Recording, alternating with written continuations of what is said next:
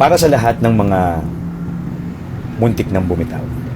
Sometimes, it's so easy for other people to say that you are weak. That's why you almost stopped. But what they don't know is, all this time, pinagsasabay mo ang lahat. Sarili mong problema, problema ng iba, kahit patong-patong na. That all this time, pinipilit mong magpatuloy sa laban, kahit lalo kang nasusugatan. That all this time, wala kang nakukuhang suporta, kaya lalo kang nasasaktan. That all this time, may digmaan sa iyong puso at isipan na hindi nila maunawaan, kaya itinatago mo nila.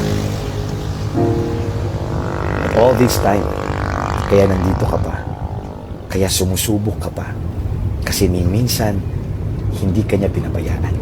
Na kahit hindi mo siya nakikita, patuloy ka niyang binibigyan ng kalakasan. The next time that we will hold on, not to people anymore, not to situations, not to things, not even to yourself, siya ang ating panghahawakan, hindi niya tayo bibitawan.